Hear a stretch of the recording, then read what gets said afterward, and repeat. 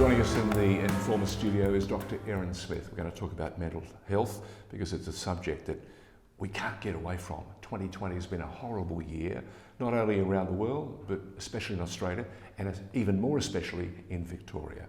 Welcome. Thank you so much, George. The impact of mental health, as I said, has been worldwide, global. Let's bring it closer to home. I don't think it's been addressed properly. We keep hearing governments defer, deflect, spin as much as they can because they haven't really wanted to alarm us with the severity and the depth of the damage that's been done and is being done. And I suppose there's an element of the media too. It hasn't understood the damage it can do with some of the headlines, and it needs to change, I think. Newsrooms need to reflect on how they make headlines leap out from the screen. Have I gone too far, or do you think there is merit in what I've had to say? No, I think there's merit in everything you said there, and that's quite unfortunate. I think what we need to realise as well is that Australia's experienced two devastating collective trauma events back to back. So if we take us back to Christmas Day, Christmas Eve 2019, and I remember having a lovely Christmas lunch with my family and was getting phone calls through and being alerted from Red Cross and the various volunteer organisations that I'm associated with saying this is going to be big, nothing that we've ever seen before. They were even predicting back then it would eclipse Black Saturday, which indeed it did go on to do that, and we now collectively refer to it as Black Summer. And those bushfires were unprecedented and had a huge impact on the entire Australia community, whether you were actually in a community that was directly impacted by the flames or whether you were in Melbourne in the CBD, like we would have been seeing that smoke hang over the city. Sky. Exactly. Wherever we looked. I know I was personally affected. Oh, you're asthmatic too. Well, I'm asthmatic, so from a health perspective I was concerned, but from a mental health perspective, seeing that in the air constantly was a concern. And then actually then having the privilege of being able to help some of these communities directly and meeting some of the evacuees from Malakuta, for example, my mental health took a huge battering, and I would certainly view myself to have been on the periphery of that. I wasn't on the front line. And then came the pandemic.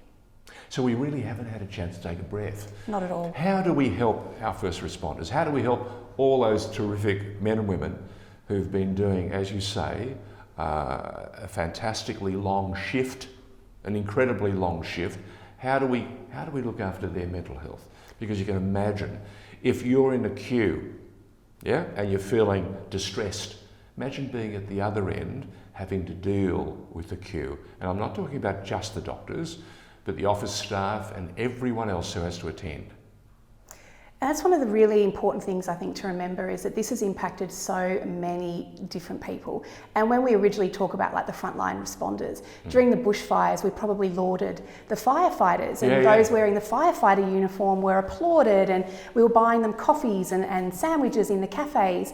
And then as soon as our attention diverted from the fires to a bug, and oh my goodness, there's this new virus, and oh my gosh, how brave are our frontline healthcare workers.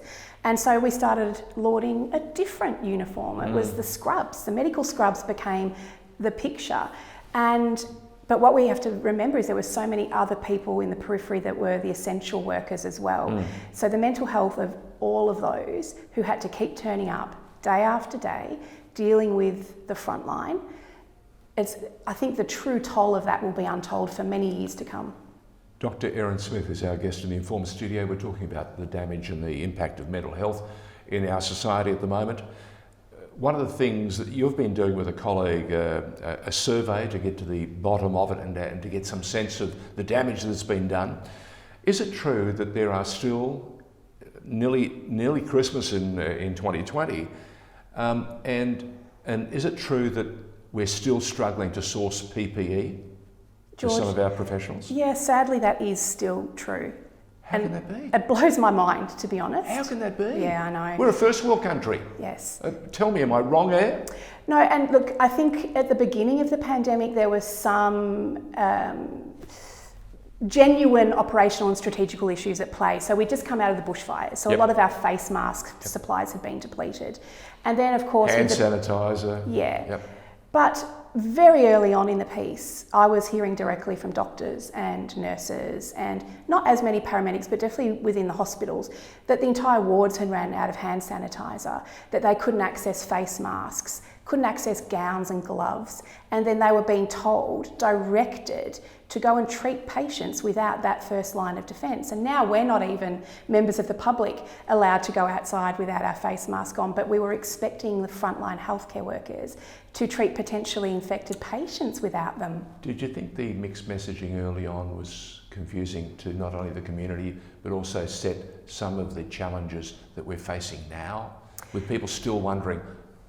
They didn't want us to wear masks early on. They didn't think we needed them. Maybe the message should have been, we don't want you to go there yet because we haven't got enough in store for those that badly need it. But they weren't prepared to say that. And it seems to me, because of that reticence, and this is my perception, I could be 100% wrong, by that messaging, now when we said that they're mandatory, people go, oh, hang on a minute, come on mate. And we've seen a photo even the other day of Brett Sutton having a picnic, and fair enough, he's deserved it, but he wasn't wearing a mask and everyone's going, oh my God. So again, that hasn't helped. The imagery, the mixed messaging, what role does that play in our mental health? Absolutely a huge role. And in the courses that I teach, in terms of responding to disasters, communication is one of the key things that we focus on, because if you don't get that right, you can jeopardise everything else. That's your expertise, emergency response, getting to the bottom of it and assisting them at every level. What have you discovered? What have you found out, and how can we help, for God knows? How can we help? Well, with the communication issue, I think at the start the supply issue was definitely a driving force. But what we also need to be mindful is, I think overall here in Australia we've done a tremendous job with a rapidly evolving situation, and the evidence base was updating and changing quite rapidly. So at the beginning of the pandemic, the institutes and the public health agencies that we generally look to for expert advice, like the World Health Organization, the Centres for Disease Control, they were all saying back then, no, you don't need to wear them, because at that point in time they thought it wasn't aerosolized. Then as we learnt more about the virus over time, they changed their guidelines to match that.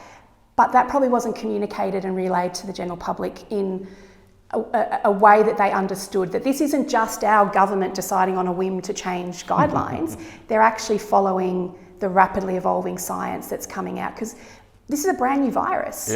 Before March, April, we really didn't know much about it at all. And now we're hearing that the constantly changing situation in the newsroom with a problem, of course, at a cluster in South Australia. Again, we're hearing that horrible word, borders are being closed. That doesn't engender any sort of confidence in the broader community, and it certainly doesn't help mental health. If you were thinking, I want to go and see the children, or my cousins, or my aunties in Sydney, in South Australia, in Queensland, or whatever, suddenly that must add another layer of real angst and anxiety. It's incredibly difficult, and some of the most recent research studies that have come out, there's a huge study that's just come out of Italy, for example, and as we know, they're one of the hardest hit regions at the beginning of the pandemic, and they've actually followed people through to actually try to quantify and give some objective data around that mental health impact, and they're showing anxiety, depression, post-traumatic stress are all much, much higher now than pre-pandemic, and then they've even compared them to rates after other disasters and pandemics like SARS, for example, and they're showing that it's unprecedented. The mental health toll is really, really going to and continue to evolve. Let's finish this interview with something positive. You're a professional. What advice do you have for anyone and everyone watching the interview? I think the thing is, for those of us in the general public, it's to understand that it's quite normal to feel a bit thrown during these circumstances, and if you're having an off day or even an off week, that's okay, that these things that we're feeling are all normal parts of post-traumatic stress. And we have all experienced a trauma. This whole pandemic has been incredibly traumatic. So I think my one takeaway would be to remember that it is normal and okay to be feeling this way, but if it prolongs, and if you're still feeling this way, struggling to get out of bed, you're having nightmares or trouble sleeping for maybe a month or so, talk to somebody. You absolutely need to talk to somebody, whether it's your GP or even, I talk to my hubby, I talk to my pugs, whoever works, you just need to be able to talk. And I think that's such an important takeaway message. Well, it's been a delight talking to you. Dr. Erin Smith has been in the studio with us talking about the toll that has impacted on our mental health and what we need to do. So reach out, and there are a bundle of organisations that are trying to do some terrific things behind the scenes, and talking to one another is really important. Thank you very much for joining us. Thank you.